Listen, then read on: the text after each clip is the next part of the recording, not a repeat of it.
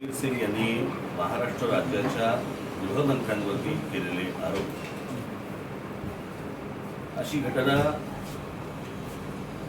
एखाद्या पोलीस कमिशनरने गृहमंत्र्यावरती अशा प्रकारची 100 कोटी दर महिन्याला आले पाहिजे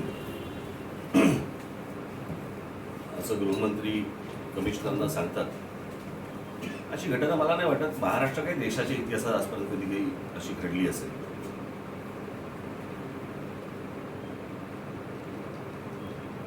मुळात आता ज्यांनी आरोप केले परमबीर सिंग यांनी, आता त्यांना मला वाटतं 1 वर्ष झालं असेल. तर 1 वर्ष जर समजा झालं असेल तर महिना 100 कोटी प्रमाणे 1200 कोटी आतापर्यंत द्यायला पाहिजे होते. तर कदाचित लॉकडाऊनचं कारण असेल, दुकानं बंद होती, बार्स बंद होते, त्याच्यामुळे त्यांना एवढी रक्कम देता नसेल आली. पण गृहमंत्र्यांनी अशा प्रकारची गोष्ट सांगणं कमिशनरला, हे एका मुंबई पोलीस कमिशनरांचं झालं. आज मुंबईचे पोलीस कमिशनर सांगतात की मला 100 कोटी रुपये आणून द्यायची दर महिन्याला. त्यांनी सांगितलं, गृहमंत्री हा राज्याचा असतो, राज्यामध्ये शहरं किती, त्या शहरांना असलेले पोलीस कमिशनर किती, त्या पोलीस कमिशनरना पण ह्यांनी काय सांगितलंय हे अजूनपर्यंत बाहेर नाही आलंय. त्याच्यामुळे मी काल जी मी मागणी केली होती की महाराष्ट्र राज्याच्या गृहमंत्र्यांनी तात्काळ राजीनामा दिला पाहिजे आणि त्यांची कसून चौकशी होणं गरजेचं आहे. अनिल देशमुख यांची देखील चौकशी होणं गरजेचं आहे.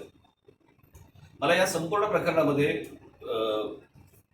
आपल्याला मुद्दामून एक गोष्ट सांगायची की आता अनेक विषय सगळे समोर येत आहेत. आता हे नवीन 100 कोटी मागितले हे प्रकरण आलं आणि आता मग पोलिसांमधल्या लॉबीज, पोलिसांमधले भांडणं, पोलिसांमधले वाद, हे सगळे आता सगळ्या गोष्टी कव्हर होत आहेत.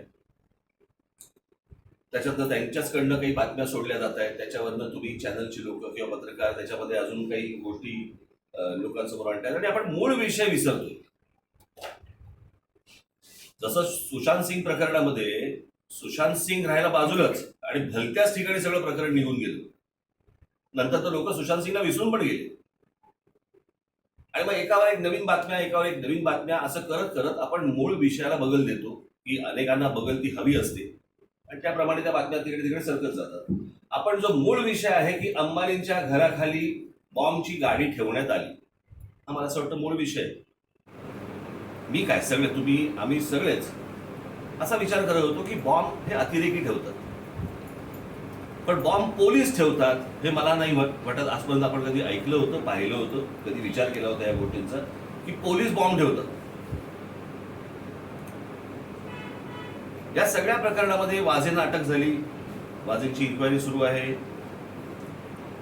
त्यांची काय रोजची धिंड काय काढली जाते वेगवेगळ्या ठिकाणी.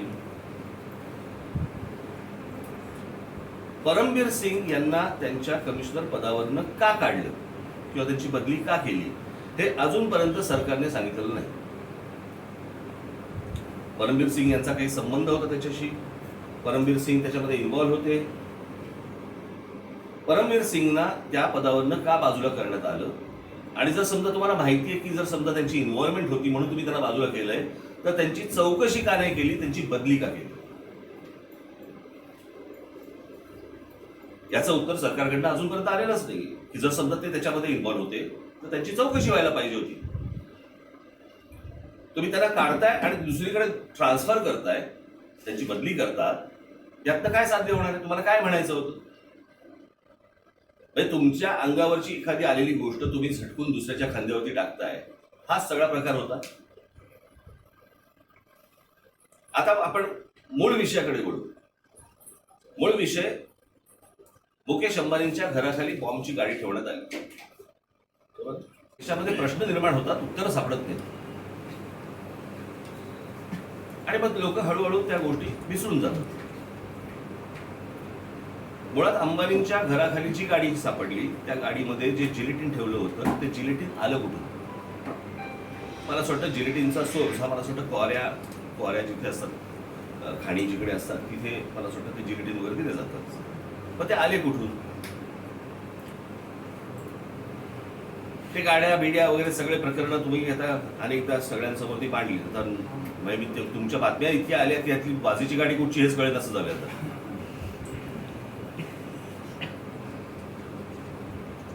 आता आपण वाझे प्रकरण जर नीट पाहिलं तर वाझे प्रकरण, या वाझेला ख्वाजा युनूस प्रकरणामध्ये 17 वर्ष निलंबित होतं, बरोबर आहे? 17 वर्ष ते निलंबित होत होतं आणि 58 दिवस हा माणूस जेलमध्ये होता. त्याच्यानंतर इथे भारतीय जनता पक्ष आणि शिवसेनेचं सरकार आलं. त्याच्यानंतर वाझे हे शिवसेना पक्षामध्ये त्यांनी प्रवेश केला. घेऊन कोण गेलं होतं, अजून हा प्रश्नाचं उत्तर नाही आलं, बरोबर? की वाझेंना कोण घेऊन गेलं. त्याच्यानंतर या वाझेंना पुन्हा पोलीस खात्यामध्ये आणावं असं उद्धव ठाकरेंनी देवेंद्र फडणवीस यांना सांगितलं. असं देवेंद्र फडणवीस मला वाटतं काल परवाकडे बोलले, इथे माझ्या मागे लागले की याला पोलीस खात्यामध्ये घ्या. याचा अर्थ काय? याचा अर्थ एवढाच की हा वाझे शिवसेनेचे काय अध्यक्ष आणि आताचे मुख्यमंत्री यांच्या अत्यंत जवळचा माणूस, बरोबर? मुख्यमंत्री उद्धव ठाकरे आणि मुकेश अंबानी यांचे अत्यंत मधुर संबंध आहेत, सर्वश्रुत आहे, ते काय लपलेलं नाही. म्हणजे त्यांच्या शपथविधीला देखील मुकेश अंबानी सहपरिवार तिथे व्यासपीठावरती हजर होते, बरोबर आहे? मग वाझे बॉम्बची गाडी अंबानींच्या घराखाली कोणी सांगितल्याशिवाय ठेवेल का? आणि मुळात पहिली गोष्ट की पोलीस कमिशनर असू देत किंवा साधा एखादा दुसरा कोणी उच्च दर्जाचा पोलीस असेल, ह्यांना अशा प्रकारची गोष्ट, बॉम्ब बोलतोय आपण काय कोणाचा एन्काउंटर बोलत नाही आहोत, पण बॉम्ब ठेवण्यासाठी म्हणून कोणाच्या तरी इन्स्ट्रक्शन्स असल्याशिवाय पोलीस असं धाडस करणार नाहीत.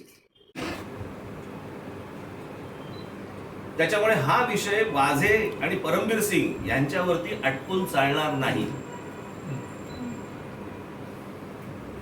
म्हणून मी आपल्या मार्फत आज हीच विनंती केंद्र सरकारला करत आहे की केंद्र सरकारने याच्यामध्ये हस्तक्षेप करावा, कारण याची इन्क्वायरी महाराष्ट्र सरकारकडनं किंवा महाराष्ट्रातनं होणार नाही. आणि जर केंद्राकडनं खऱ्या अर्थाने जर याची चौकशी झाली, मी आपल्याला सांगतो फटाक्याची माळ लागेल. कोण कोण आज जातील याची आपण कल्पना देखील करू शकणार नाही.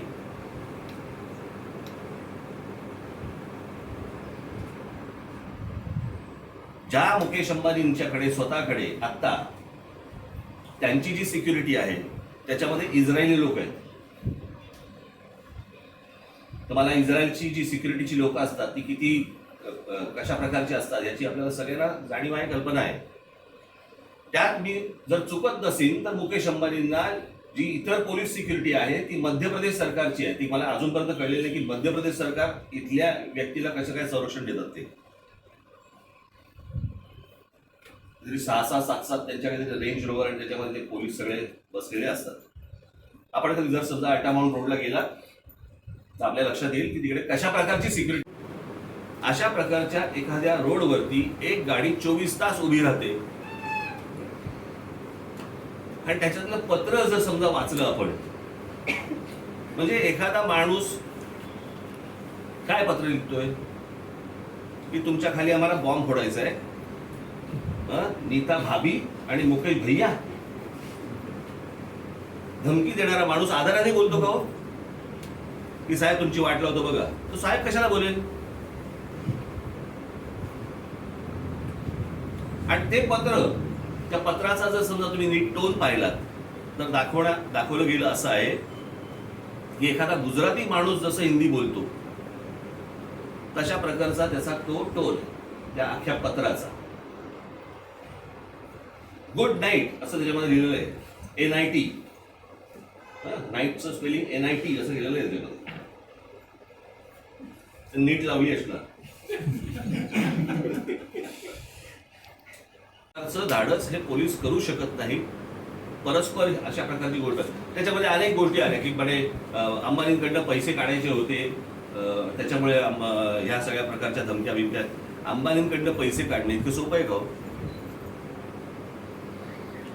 बरं, ज्या मुख्यमंत्र्यांचे अंबानींशी इतके मधुर संबंध आहेत तिकडे पोलीस पैसे खायला जातील का? पोलीस खात्यात तरी राहतील का? हे सगळं प्रकरण काय आहे? हे वेगळ्या प्रकारचं प्रकरण आहे. मला आपल्याला सगळ्यांना विनंती करायची, आपले जे चॅनलचे हेड्स आहेत त्यांना विनंती करायची, हे भलतीकडे प्रकरण नेऊ नका की पोलिसांच्या मधल्या भांडणं आणि पोलिसांमधल्या अजून काहीतरी, कारण त्याला एक फाटे फुटत जातील आणि फाटे फोडले जातील. याचं जे मूळ प्रकरण आहे की ही गाडी ठेवली कशी काय गेली, कोणाच्या सांगण्यावरून ही गाडी ठेवण्यात आली, याची माझी विनंती आहे. केंद्र सरकारने याच्यामध्ये तात्काळ हस्तक्षेप करावा, अन्यथा लोकांचा पोलीस प्रशासन सरकार या सगळ्या गोष्टींवरचा विश्वास आज उडालेला आहे. तो जर मिळवायचा असेल तर मला असं वाटतं केंद्राने याच्यामध्ये हस्तक्षेप करणं अत्यंत गरजेचं आहे. आज महाराष्ट्रामध्ये इतर सगळे प्रश्न पडले आहेत. काय करोनाचे आकडे येत आहेत, त्याच्यानंतर मुलांच्या शिक्षणाचं एक शैक्षणिक वर्ष फुकट गेलं त्यांचं, त्याच्यानंतर आज अनेक मुलांच्या आई वडिलांची नोकऱ्या गेल्या, त्याच्यामुळे शिक्षण सोडावं लागलं. यावेळेला परवा दिवशीचा एक बातमी होती, फक्त मुंबईमध्ये 20,000 ऍडमिशन्स या कमी झाल्या, मुलांनी घेतल्या नाही. 20,000 वंचित आहे. बेरोजगारीचा आकडा तर रोज फुटतो आहे, अनेकांच्या नोकऱ्या गेलेल्या आहेत. अशा सगळ्या विचित्र परिस्थितीमध्ये आर्थिक परिस्थिती इतकी खराब आहे देशाची आणि राज्याची, तर आहेच आहे. म्हणजे अर्थसंकल्प मांडताना अजित पवारांनी हे सांगितलं होतं की राज्याची परिस्थिती, आर्थिक परिस्थिती चांगली नाही. हे सगळे विषय असताना एक काहीतरी नवीन प्रकरण येतं आणि ज्याच्यानंतर लोकांचा विश्वास उडतो या सगळ्या गोष्टींवरचा. आपण असं म्हणतो, आजपर्यंत आपण म्हणत आलो की पोलीस भ्रष्टाचारी आहेत किंवा भ्रष्टाचारी नाही, हे वरून सांगतात 100 कोटी वसूल करा म्हणून तो पोलीस जाणार ना तिकडे. आणि इतकी म्हणजे मला लाज वाटली काल की महाराष्ट्रासारखी एवढी उज्ज्वल, एवढी परंपरा मोठी, एवढा महाराष्ट्र एवढा मोठा, त्याचा गृहमंत्री सांगतोय बारमध्ये जाऊन पैसे गोळा करा. इतका घाण, इतकी विचित्र वाईट अवस्था मी आजपर्यंत कधी बघितलेली नव्हती. त्याच्यामुळे हे गृहमंत्री हा तर माणूस गेला तर पाहिजेच, कोणत्याही परिस्थितीत त्यांनी राजीनामा द्यायला पाहिजे, त्यांचा राजीनामा घेतला गेला पाहिजे. आणि ह्या प्रकरणामध्ये केंद्र सरकारने हस्तक्षेप करून कसून चौकशी करावी. कल्पनेच्या बाहेरचे चेहरे तुमच्या समोर येतील आणि केंद्राकडनंही जर समजा उद्या असं झालं नाही तर हा देश अराजकाकडे चाललाय, एवढं फक्त लक्षात ठेवा. कारण हे काही साधं सोपं सरळ काम नाहीये. पोलीस बॉम्ब ठेवतात, ही घटना इतकी क्षुल्लक समजू नका, किंवा पोलिसांना बॉम्ब ठेवायला सांगितलं जातं, ही घटना इतकी क्षुल्लक नाहीये. मला असं वाटतं सर्वांनी या गोष्टींचा गांभीर्याने विचार करणं आवश्यक आहे. आणि माझी परत एकदा केंद्र सरकारला हात जोडून विनंती आहे की त्यांनी या सगळ्या गोष्टींची कसून चौकशी करावी. धन्यवाद. तुम्हाला हेच सांगायचंय, दुसरीकडे वळवू नका. समजा असले तर नंतर शोधू, पहिली गाडीत बॉम्ब गोळे ठेवायला सांगितले ते पहिले शोधू. सर, अनेक जण मागणी करतायत की सरकार बरखास्त केलं जावं किंवा राष्ट्रपती राजवट लागू. बघा, हे झालं सगळं पॉलिटिकल, हे सगळं झालं राजकीय. सरकार बरखास्त करा आणि मग अजून काही राष्ट्रपती राजवट लावा.